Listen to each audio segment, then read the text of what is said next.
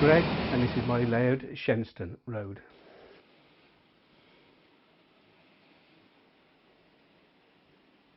The layout is based on Western region in the Midlands. I was born in Birmingham, so that's the area that I was quite interested in. The station area is based on the track layout of Hereford up to the early 70s. There's a small holding sidings, which I usually have a couple of locos on there and a small carriage and wagon pad.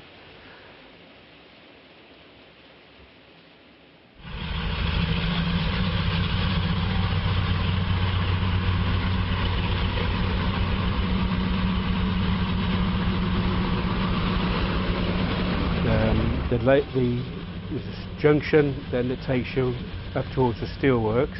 The main line runs around into a cutting.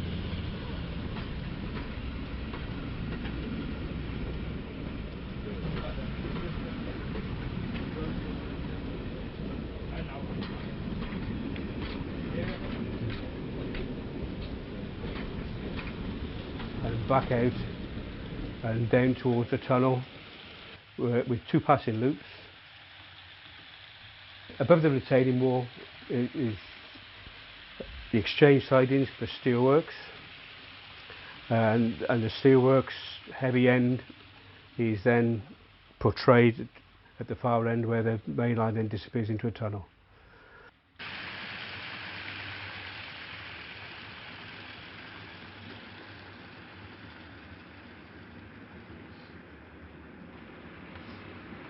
The line carries on around into 10 through Reading roads where I can run and hold various trains.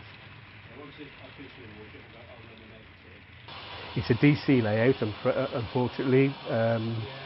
It was started almost 20 years ago, before DCC was ever thought of, so the amount of stock that I've got, I doubt very much whether I'll ever get to run it as a DCC, as much as I like the sound on some of the locos. I picked the M gauge because the track in the Pico track, unfortunately, didn't quite do it for me. The sleeper spacing was all wrong. I like to go to the detail, the fine detail with the locos, wagons and coaching stock, and I didn't really want to cut short with running on narrow gauge track, so I plumbed for EM gauge rather than P4, because I could see how complicated the model was going to be, and I didn't want to be despondent with poor running on P4. I didn't think I had the skills to run anything as fine scale as that, but the looks with EM actually do it for me. I just had the cable to come yesterday, and I just did it last night. I'm a career railwayman. I've worked on the railway for 43 years, but I've been interested in railways since I was about 6 years old, and the golden age for me was when I was in my very early teens, pre-tops, proper numbers on the locos, not telephone numbers. Everything actually meant something to me, so I've tried to portray that as much as I've enjoyed working on the railway. The real golden age was before I actually started on the railway. That was when the magic happened.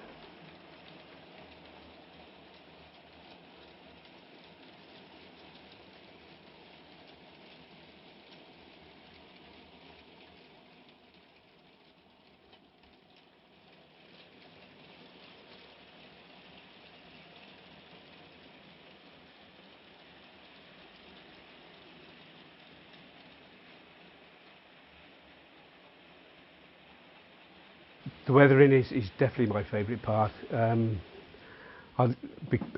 Working on the railway, you actually work in all the dirt and the grime, so it's actually nice to portray that, to give it the realism that I crave for. The steelworks, I'm quite proud of that. There's obviously bits and pieces that I could do better on. There's other bits that I think I might have got somewhere near, got it right. But that's the beauty of this hobby. You're constantly learning new skills, talk to people with different ideas, But yeah, I think probably the area end is I'm quite pleased with that.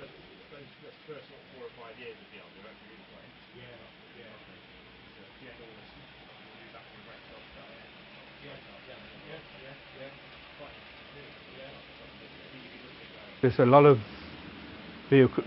rolling stock that I've scratch built.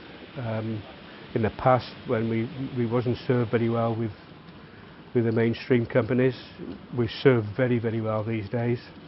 But yes, I've scratch built some of the stock, and luckily there's companies coming along now, especially some of the newer companies, with some fabulous bits of kit that I can replace, basically.